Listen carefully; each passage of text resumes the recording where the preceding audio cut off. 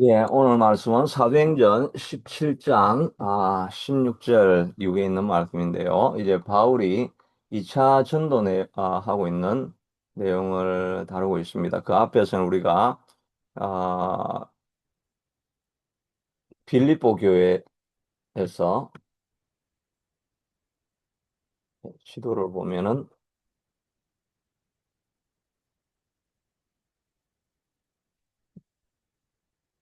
두로아에서부터 발칸 그리스 반도 위쪽은 이제 마게도냐고 아래쪽을 아가야라 그러죠. 위쪽에 빌립보를 지나가지고 그 다음에 데살로니가로 갔다가 베레아로 갔다가 베레아에까지 데살로니가 그 유대인들이 쫓아와서 핍박을 하니까 배를 타고 이 아테네까지 이제 쫓겨간 그 이야기입니다. 이제 쫓겨갈 때에 베레아에 있는 사람들은 말씀을 잘 듣고 양육받기를 원하니까 실라와 디모데를 그 뒤에 두고 자기 혼자 아덴으로 이렇게 가 있었습니다. 그러다가 이제 아덴에서 바울이 그들을 기다리다가 실라와 디모데를 기다리다가 이제 거기에 보니까 우상이 가득한 것을 보고 마음이 격분했더라고 이렇게 하고 있습니다. 이 아테네는 그러니까 지금 이때가 AD 이제 한 뭐 50년 가까이 예수님 돌아가시고 난 이후에 이제 한 얼마 지났으니까 한 AD 한 50년 가까이 됐을 때 일어난 사건들이죠. 그런데 이제 BC 6세기 한 600년 전쯤에는 여기에 소크라테스, 플라톤, 아리스토텔레스 뭐 이런 철학자들이 여기에 처음 일어났던 그런 시기 그런 지역이죠. 그러니까 뭐 고대에서부터 문명이 발달하고 지식인들은 아마 여기에 그 당시에 제일 신문물을 많이 받아들이고 있었던 그런 사람들은 다 여기에 이제 다 모여 있었을 것입니다. 그러니까 문명이 발전할수록 과학이 발전할수록 이제 우상이나 미신 이런 건 자꾸 없어져야 되는데, 그런데 문명이 발전할수록 오히려 미신은 떠나지 않고 그대로 더 많은 것을 보게 되죠. 뭐 일본도 그래도 어, 그 강대국 아닙니까? 근데 거기에 보면 뭐 800만의 우상이 있다. 뭐 이런 이야기를 우리 많이 들어보죠. 한국도 마찬가지로 뭐 많이 발전해 가고 있지 않습니까? 그런데 그 옛날에 그 무당집, 점치는 집 이런 게 80년대 뭐 90년대 그때는 뭐 60만인가 뭐 이랬다고 한다면 지금 이제 2025년 뭐 이런 때는 지금 뭐 100만, 150만 무당들이 점점 더 많이 늘어난다고 하죠. 과학이 발전하고 이렇게 하지만 여전히 사람들이 마음 가운데 불안함이 있기 때문에 뭔가 미래에 대한 의지할 것, 이 기댈 만한 것을 사람들이 여전히 찾고 있는 것을 보게 됩니다. 그래서 어, 그 오늘날도 뭐 그 무당뿐만 아니라 그 한국 사회가 점점 발전해 갈 수 있을수록 점점 더 마음의 공허함, 뭐 그 내면적인 정신적인 갈등 이런 것들이 더 많이 일어나고 있죠. 뭐 옛날에는 없었던 뭐 공황장애, 그 불안, 그러니까 디프레션, 우울증 뭐 이런 것들은 옛날에는 그냥 감기처럼 살짝 지나가는 이런 것들도 이제는 이게 막 깊어지니까 그거를 병명으로 붙이고 뭐 그렇게 해서 우울증을 앓고 있는 사람들이 굉장히 많죠. 뭐 100만 이상이나 되고 뭐 특별히 한국 사회는 경쟁이 너무 심하니까 뭐 자살률 1위라고 하는 이야기는 뭐 자주 우리가 듣는 이야기죠. 문명이 자꾸 발전할수록 사람들이 좀 더 나은 삶을 살고 좀 더 삶의 질이 높아지고 뭐 이러기 위해서 과학 문명이 발전하는 것 같은데 실제로는 문명이 발전할수록 거기에 더 많은 공허감이 있고 불안이 있고 또 미래에 대한 두려움이 있고 뭔가 마음에 우리 혼자서는 살 수 없고 뭔가 기대해야 될 곳이 있어야 된다. 그런 의식이 있어서 점집을 찾고 미신을 우상을 섬기는 그런 모습을 보게 되는 것입니다. 그러니까 어거스틴이 말한 것처럼 우리의 마음 속에는 하나님만이 채울 수 있는 그런 공간이 있다는 거죠. 왜냐하면 우리가 피조물이기 때문에 피조물은 창조주를 바라보게 되어 있는 것입니다. 그래서 창조주 안에 거할 때만 유일한 안식을 얻고 평안과 또 위로와 그 안정감을 누릴 수 있게 되는 거죠. 과학이 계속 발전할수록 하나님 없이 뭔가를 만족을 얻으려고 하는데 아무리 해도 우리 인간 자체가 피조물이기 때문에 하나님만이 채울 수 있는 이 공간에 하나님을 채우지 않으면 하나님 대신에 우상을 자꾸 채울 수밖에 없는 것이 우리 인간 본질의 그런 모습이다 하는 것을 생각해 볼 수가 있습니다. 그래서 이 아테네라고 하는 이런 문명 신문물만 가득한 이 지역에도 우상이 다른 지역보다 더 많았다고 이렇게 하죠. 인구는 2만이었는데 우상은 한 3만 개 정도 되었다고 하는 것을 보게 됩니다. 인간은 하나님이 채우지 않으면 채울 수 없는 영원한 공간이 있다. 저도 예수 믿기 전에는 마음에 늘 공허하고 인생이 어디서 와서 어디로 가나 뭐 그런 생각들만 하고 하다가 예수님을 만나고 난 이후에 인생의 모든 그 목표를 알게 되고 또 어디로 가야 될지를 알게 되고 공허감이 사라진 것을 보게 됩니다. 그럼에도 불구하고 또 오늘날도 예수 믿고 난 이후에도 우리 마음속에 예수님을 항상 붙들고 있는 게 아니니까 예수님을 놓치면 마음의 불안감과 초조 또 두려움 예수 믿는 우리도 사실은 이것이 완전히 사라지는 것은 아니죠. 그러다가 예수님을 만나고 성령님이 내 속에 다시 충만하게 채워지고 이럴 때 우리 마음속에 진정한 안정감을 누리게 되는 것 같습니다. 그러니까 우리가 끊임없이 죽을 때까지 성령님이 함께 하시고 예수님이 동행하는 것을 계속해서 우리가 경험하면서 살아가는 것이 필요할 것입니다. 바울은 우상이 가득한 것을 보고 마음에 격분하였다라고 이렇게 말하고 있습니다. 하나님의 이름이 영광을 받아야 되고 정말 이 우상 대신에 하나님이 진정한 왕이 되어야 된다 하는 것을 선포를 해야 되는데 다른 신들을 섬기고 있는 것을 보면서 이 바울은 마음에 격분했다라고 이렇게 합니다. 우리도 사실은 하나님 외에 다른 우상을 섬기고 살아가는 사람들을 보면서 마음에 격분하여서 이 우상이, 이 미신이 사람을 어, 망하는 길로 끌어가는 것을 보면서 도적이 오는 것은 도적질하고 죽이고 멸망시키는 것뿐인데 그것 때문에 멸망하여 가는 이런 사람들을 보면서 마음에 격분하고 울분이 솟아올라서 하나님을 향한 의로운 분노가 일어나서 이 우상을 타파하고 하나님만을 내가 섬겨야 되겠다 이런 선포해야 되겠다 이런 마음에 격분함이 우리 속에서 일어나야 되겠습니다. 기도원도 하나님의 성령이 충만하게 되니까 집으로 가서 자기 아버지가 섬기고 있던 우상을 도끼로 그냥 다 깨부셔 버리죠. 진정한 하나님을 만나고 나니까 격분하니까 도저히 그것을 참을 수 없어가지고 뭐 사건을 일으키게 되는 것을 보게 되는데 우리 마음속에도 이런 격분하는 마음, 의로운 분노가 일어나야 되겠습니다. 다윗도 골리앗이 나와가지고 하나님을 모독하면서 너희 하나님이 어디 있느냐? 너희가 하나님이 정말 살아계신 하나님이라고 하면 왜 나를 물리칠 만한 그런 장수 하나 없냐? 이렇게 하면서 하나님의 이름을 모독하니까 이 도시락 갖다 주러 갔던 다윗이 마음에 의분이 격분하여서 저 할례 받지 못한 백성이 누구간데 하나님의 백성을 모욕하느냐? 내가 나아가서 내가 저를 물리치리라 하고 달려 나아가서 골리앗을 물리쳐 버리지 않습니까? 우리의 마음속에도 이런 격분하는 마음이 일어나야 될 것입니다. 이렇게 일어나려고 하면 우리 마음 가운데 성령이 충만해야 되겠죠.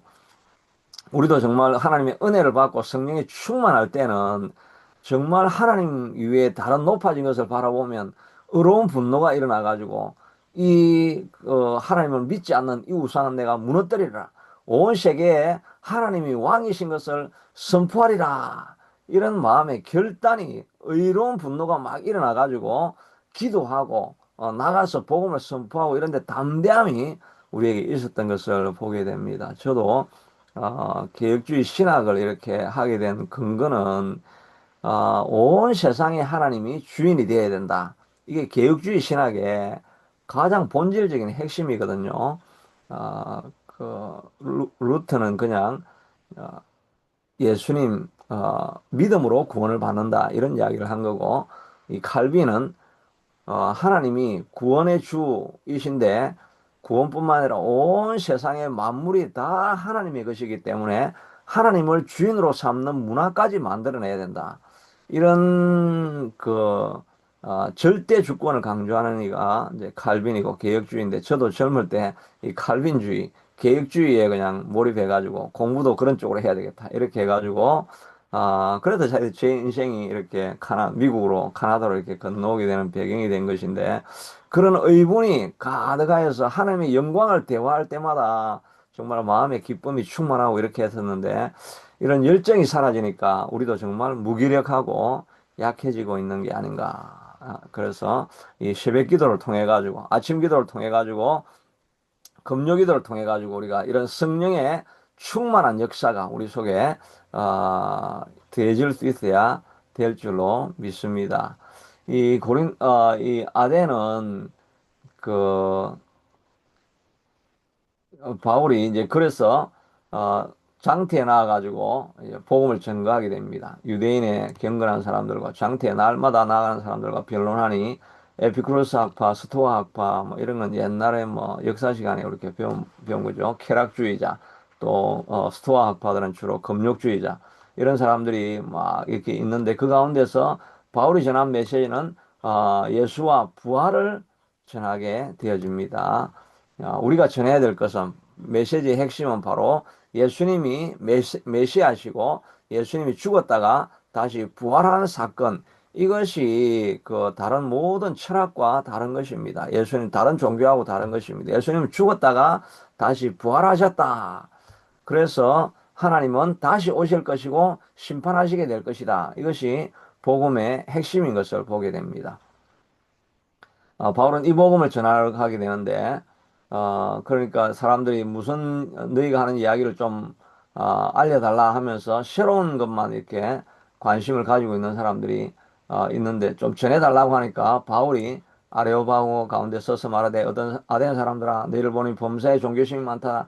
내가 두루 다니면 너희가 위하는 것을 보다가 알지 못하는 신에게라고 새긴 돈도 보았은즉, 그런즉 너희가 알지 못하는 그 위하는 그것을 내가 너희에게 알게 하리라 라고 이야기를 합니다. 이 앞에서 전략하고는 다르죠. 앞에서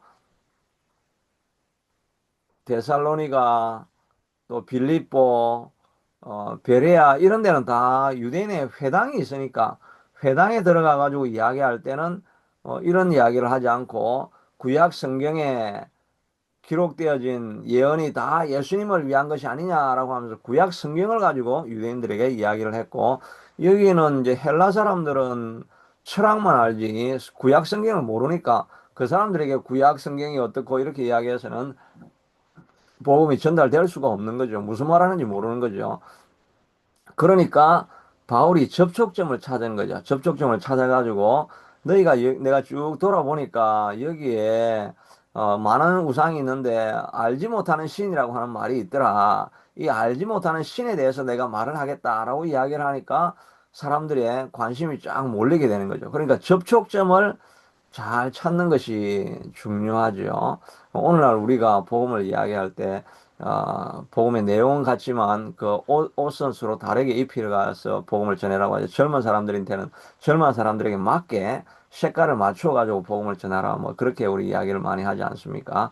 마찬가지로 바울도 접근할 때 이 헬라 사람들은 헬라 사람에게, 유대인들은 유대인에게 맞게 복음을 전하는 그런 모습을 볼 수가 있습니다. 우리도 복음을 전할 때 컨택 포인트가 있어야 되겠다는 그런 생각을, 전략이 있어야 되겠다는 그런 생각을 해보게 됩니다. 지난주에 제가 어제 말한 것처럼 이 신천지는 정말 대범하죠. 정말 막 시에서 5천만 원을 받아가지고, 우리가 내는 세금은 아니고 한국 사람들이 내는 세금이고, 우리는 지금 한국에 세금은 안 내지만 한국 사람들 얼마나 억울하겠습니까? 자기가 낸 세금을 가지고 이 신천지 작업하는데, 신천지 자기 공연하는데 정부가 돈을 대주게 만들어 가지고 그런 돈을 받아가지고 자기 돈하고 해가지고 하니까 엄청난 규모로 젊은이들이 좋아할 수 있는 공연을 막 열어가지고 그 다음에 사람들이 모이니까 거기서 막 이상한 옷을 입혀가지고 상담한다고 해가지고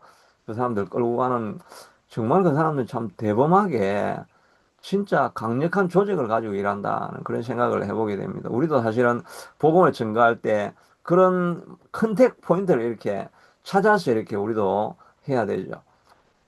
저도 이번 주에 이제 그 예배 마치고 나가지고 제가 핀치 이제 여기 있는 데 가가지고 복음을 좀 증거해 봐야 되겠다 이렇게 하러 갔는데, 아, 옛날에는 그냥 이렇게 복음 이게 잘 전단지도 나눠주고 했는데 요즘은 좀 사람 만나는 게 너무 좀 겁이 나더라고요. 좀, 야, 좀 이 나이에 이렇게 하면, 또 사람들 아는 사람 만나면 어떻게 할까? 그, 좀 사실은 그런 좀 부족함도 있고, 그런 마음도 있는데 하여튼 이렇게 주면서 생각해 보니까, 아, 이게 그냥 줘서는 안 된다. 이 사도 바울도 복음 전가할 때 맨 먼저 한 말이, 아, 사람들아, 너희를 보니 범사에 종교심이 많도다라고 하면서 그 칭찬을 하지 않습니까?